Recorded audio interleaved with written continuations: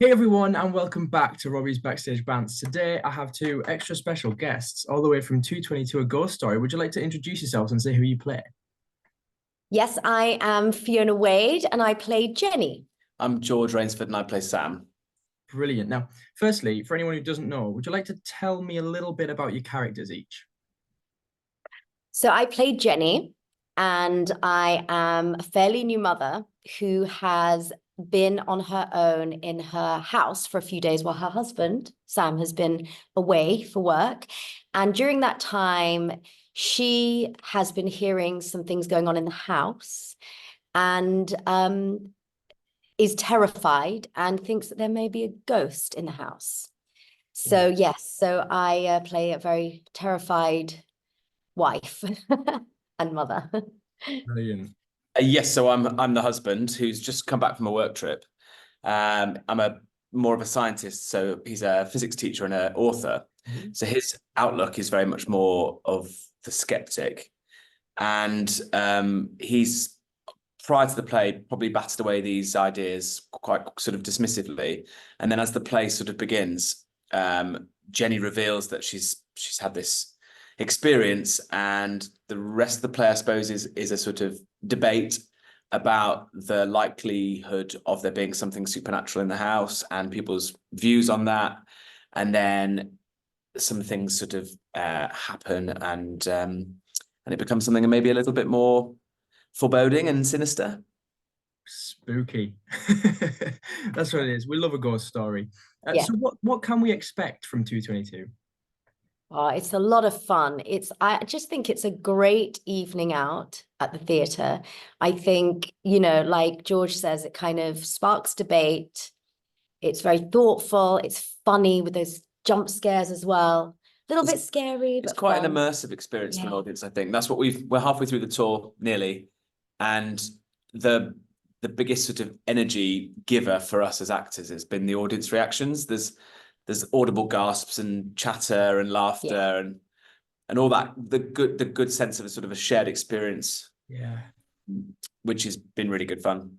Amazing. Now, as you said, you are already halfway through your tour. So how has it been? What do you have a favorite part of the play that you really look forward to every night because it's one that the audience go, "Ooh." Yeah, I think the second half kind of, I think always it's a kind of it's quite non-stop for us because we're on stage more or less constantly, but that kind of, I always feel like it kind of accelerates. Yeah. And that's always fun. But the whole, honestly, I've said it quite a few times in interviews, but the whole play is such a joy to do. It's just so fantastic. And even when I'm in the wings or however tired we are, because we are halfway through this tour now, it's tiring theatre. But yeah, we love it so much. It's such a fun play, and to even just sort of, the script is so brilliant to kind of act that and speak those words.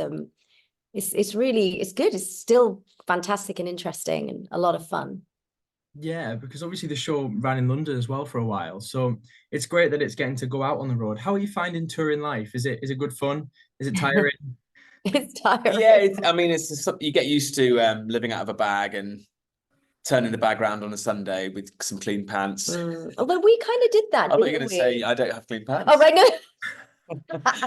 No, but we did. I was saying, with you and Casualty being away in Wales. Yeah. So I feel like we've always, as actors, kind of do that, but this is slightly different because it is a different city, different place every week. And you do get different reactions in different cities. Yeah. And I don't know, there's not an exact science to that, but we play different sized spaces and old and new theatres, and it is fun to explore both like a new theatre as well as a sort of new area. Yeah. I think that's the one aspect of touring I do really like. It's being in places that Yeah. you might not have been to before, and meeting new audiences. Yeah. And as soon as we get used to a place, we're off to another place. So it's quite, quite crazy. Yeah.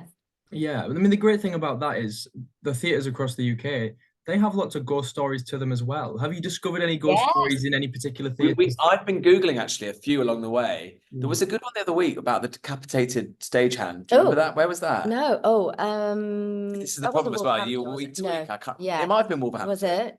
And we keep there was a story about a guy called John who was apparently a winch broke. Oh God, I didn't know. And his head was taken off. Did you hear that one? Ooh. So yeah, there are some good ghost stories knocking about. And we keep wanting to do some ghost tours, because the towns we've been to, like Cambridge, and they're all York should be quite good. So, you know, but then we're, like I said, we're there for such a short time, but we'd like to. We'd really like to do that. Yeah, it's really interesting, and there's a lot of the theatres in the country that have these ghost stories, which is so exciting to be in the space. I'm guessing it adds a whole extra layer on to your performance when you're like, and some of the actors also scaring each other backstage. Oh my goodness, can I just say, this one here, George Rainsford and Jay McGuinness, scare me and Vera constantly. You know, we're coming off stage and we've, you know, just done like these high kind of stressful scenes, and then they jump out and scare because us. there's always new hiding places in each stage as well. So. Yeah, so I'm constantly like, you know, all the time. You've been told some of them do leak onto the stage a bit, some of the squawks backstage. Yeah, but it kind of just keeps us going, because I think as the play goes on and ramps up, I guess, you know, our energy does, and it's just fun. You know, we have a lot of fun, don't we? So it's good. Yeah, hope so. Till you tell me it's all about. I know, yeah. Now, have you had any really funny onstage mishaps that have just gone horribly wrong, but it was just slightly amusing? Do you know, one or two. well, we were saying the other day that, you know, it's a funny thing, because this show's incredibly fast paced, and the way it's written, you know, we've kind of got scenes where we're talking over each other and everything's very timed, very kind of accurately. But if we just drop even one word or say something different, it's the funniest thing ever. And we've called each other the wrong names a lot. And I've called. There's a without giving too much away, there's a moment where something gets smashed, and I remember that smashing at the wrong point once. Remember that? Oh, where it was sort of crumbled in your hand. Like that. Oh no! Oh yes.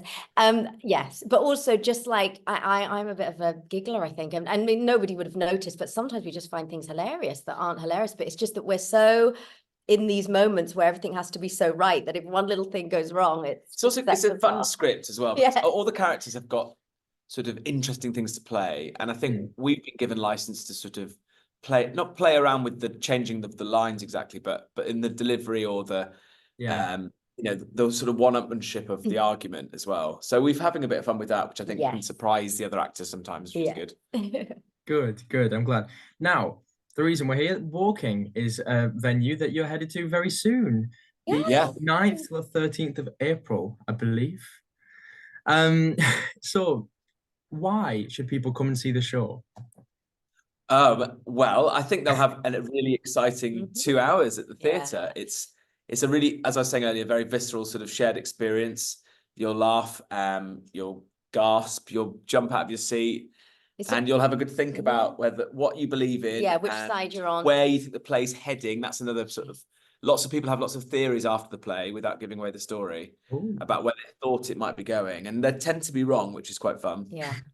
And it's a great night, I think, when you come in a group or you just come with one other person. It's just a great fun night out, and just the reaction we get and what people say, it's just lovely to hear. Like, I think it's it's a thought-provoking but fun, brilliant, scary ghost story. So I think and everyone loves a ghost story, and it's a modern ghost story, so it's fun. Yeah, it's one of those things where a lot of people just have an opinion about it, don't they? Which is nice. That is good. It's good. Yeah, I don't think I've ever seen a ghost story on stage either. So really? Are you going to come? I'm going to have to try and come. Yeah. You have to. Depends where it'll be. Don't know where I'll be in the country. But maybe it'll be up north. Maybe it'll be down here. Who knows? I'll surprise. Are you from the northeast? Yes, I am. We are up in Sunderland and Hull at some point. Oh, yeah, you're doing Sunderland, and you're doing York as well. So that'll be a good one. So. Yeah, Sunderland Empire's got some great ghost history. You'll have to check out. Some really good stories. They do tours as well. You might be able to find out. They might tell you. Lovely. Yeah, thank you. But aside from that, that's all I need to ask you today. So I want to thank you both for joining me. It's been absolutely a pleasure. And go and see the show. Go and book some tickets. I'll leave a link in the description so you can go and find out where they're headed on the tour. And go and see these fabulous people scaring the life out of everybody. Thank you so much. It's so lovely to talk to you. Thank you so much. I'll see you both later. Bye-bye. Thank you. Bye.